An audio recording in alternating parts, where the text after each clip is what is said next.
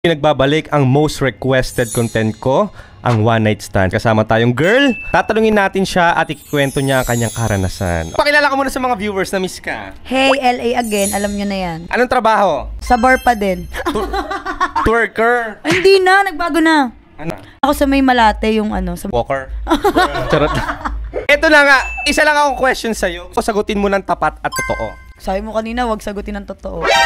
Siyempre, naka-record na. Go! Okay. English to ha. Kaya mo ba? Parang tanga to. Parang walang pinagsamahan eh. Oh, eto lang. Mo dati, di ba? Have you tried one night stand? Again, thank you. Papalit na lang ng ibang mga ano dyan. Tagalog, nakaranas ka na ba ng one night stand? Oo. Papahabay ko ang tanong ha. Paano nangyari ang one night stand? Paano mo siya nakilala? Through chat, personal, paano? Ano, chat. Tapos meet. Ano muna, chat, Facebook lang. Facebook friend, gano'n. Sa IG kasi kabit. Mayaman, ayaw ng FB, IG! Alam nyo na, shoutout sa mga nag-IG. Tingnan nyo yung IG ng jowa. Sa IG, nag-DM kayo, nag-chat.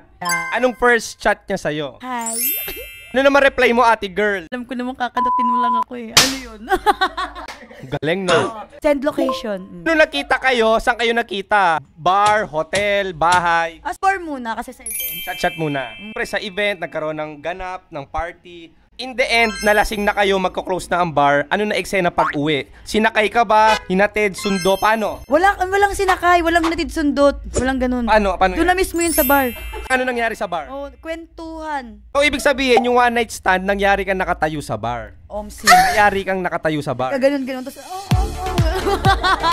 Pukaya, no? Alam mo, sabi ko sa'yo magkwento ka lang, pero ino-OOA mo. Nani? Ito lang ang tanong ko muna kasi. Go na. Ang bar kasi napakalawak niya, maraming tao sa stage, maraming tao sa crowd. Saan nyo ginanap ang one night stand? Sa gilid lang. Gilid lang. Sa gilid ng bar, meron kasi doong abandoned na lugar. Oy, shoutout sa mga taga-ano. Ano? Na pala, kasi taga din siya eh. Kaya doon nga sa gilid, pumunta kayo doon. Sino nagyaya? Sino nag-insist na isama ka doon? Tinginan lang ba? Bulungan? Paano nangyari? Iyak-iyak ako, tapos hindi ka comfort kita dito tayo. So broken ka nga noon. Pasad girl lang, lasing. Ano ka kinomfort? Nilapitan ka ganon. Kasama na nga kami sa event. Magka-table, ganon. Ganon. Touch shot. Sabiyak ako, nagmamaoy ako. Pero tipsy ka na, may tama na. Paano ang atake ni Kuya Guy? Paano ka niyaya dun sa gilid ng bar na abandonado? Tara, yosi muna tayo. Isoy for the isoy. For the suba-suba, ganon. Oh, tapos subo-subo na. Nung nasa gilid ng bar, nag-yosi muna. Oh, yosi. Tapos mag-yosi, tinapon na yung upos. Oh, paano eksena? Kwento mo naman. Ganon. Ganon na agad. Ano muna, LP? Kiss-kiss muna. Kiss-kiss. After the kiss-kiss, Subo na. sinubo mo agad. Oo, sinubo na. Sabi niya subo ko daw eh. Subo mo, nung first smell mo, amoy. Wala. Fresh. Perfect. Naligo. Oo, pero medyo pawis. Pawis, pero mabango. Hindi na, maalat na yun. Siyempre, pawis na nga eh. Anong sinusubo mo? Ang dami ah. Kamusta ang reaksyon ni Kuya Guy? Ng ibang tao sa paligid, ganun. May mga dumadaan-daan kasi highway na yung... So, deadma lang kayo, ganun? Deadma. So, nung sinubo-subo na, anong next naman na ginawa mo? Ano na, sabi niya, ano na daw, pasok ko ba? Shoot niya daw niya. Oo. Ano naman sabi mo, ate girl? Putok na sa big ko. Sabi niya, hindi, pasok na natin. Oh, pinasok ko namin. Pinasok sa gilid. Nagkikurious kasi ako, syempre nakatayo kayo nun. Ang hirap ipasok nun na nakatayo. Nakatalikod siya, syempre, tsaka ako. Nakatalikod ako, nakakaharap siya sa akin. Paano isushoot yun? Pares nakatayo? Oo naman, nakatayo kami parehas. Hindi masushoot yun, wag mo ko gawin. Tsaka dito. Hindi na, papasko na lang, videographer na. Nakatayo parehas. Oo. Tapos, Yan o. ginagawa mo. Luloko mo ko. Hindi masushoot yun ng ano. Magtatanong ako, magsisurvey ako. Kaya bang ishoot pares nakatayo? Hindi masushoot yun. Hindi kapag malaki yung ano. Wow. Hindi talaga ako naniniwala. Or baka tinuwad mo, tumuwad ka. Oo, medyo lang. Yun naman kasi sabi mo, pares nakatayo. Kasing na kasi ako, nakakarami na ako. Kung ginanon na nga, saan pinuto? Sa labas. Labas lang. Dapat sa bibig eh. Anong eksena mo? Ba't ayaw mo? Naisip na galing sa akin tong baho siguro. Brainy eh. Ako sa iba galing, sa ibang kipay, tapos sa'yo ipuputok. Mas mabaho yun. Eto na nga, nung siyempre tapos na, nakaraos na.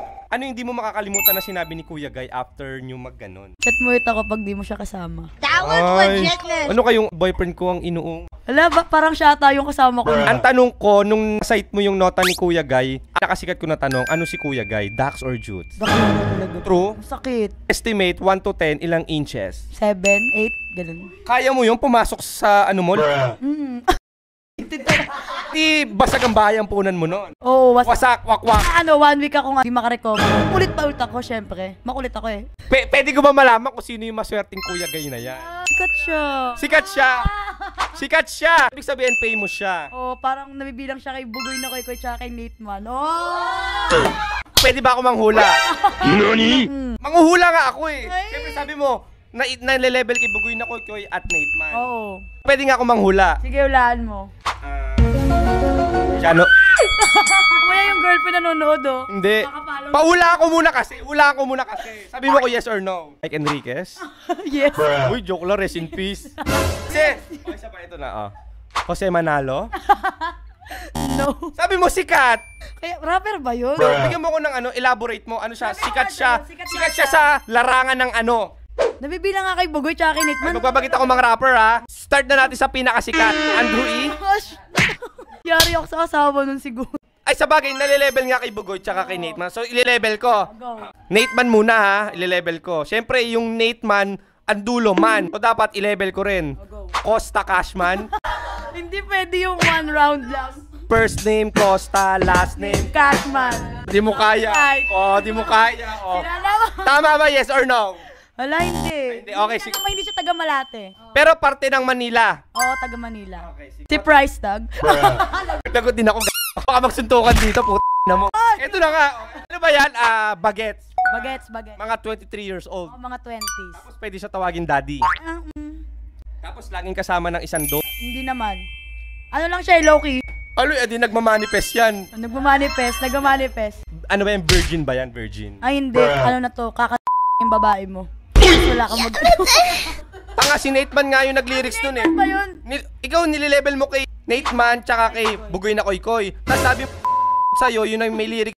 Tingin ko babae ka magagawa. Dalawa talaga yun. Oo, okay na ha. Baka mabash ako dyan. Lagot ka kay Samsara. Ako nga yung pumalit, tinanggihan ko lang. Ayoko na, sabi ko. Ayoko ng exposure. Eme ka at totoo, ayaw mo magbalat ng kalamansi. Ayoko maghiwa. Nang Kalamansi. gusto mo ikaw hinihiwa. Oh, gusto ko yung hiwa ko yung inamin. Pero, syempre nakatikim ka na nga ng sikat na rapper. Ngayon naman, are you looking forward para makatikim ng sikat na TikToker? Sikat na videographer, oo, gusto ko. I dare you! Pag pinapunta ko ba, may gagawin ka? True! True! Papatikin ko yung hiwa ko. Pwede ka ba magawa ng camera? Hawakan mo. Eto na, by request yan ha.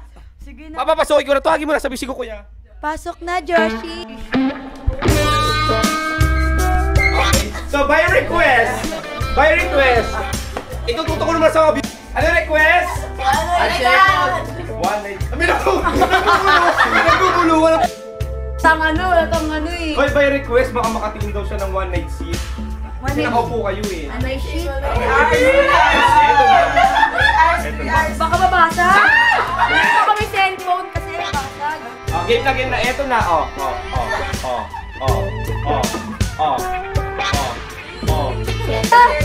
Wala, lumalaban mo! Ano? Lumalaban! Tingin? Wala. Anong wala? Patingin mo. Meron yan pero wala.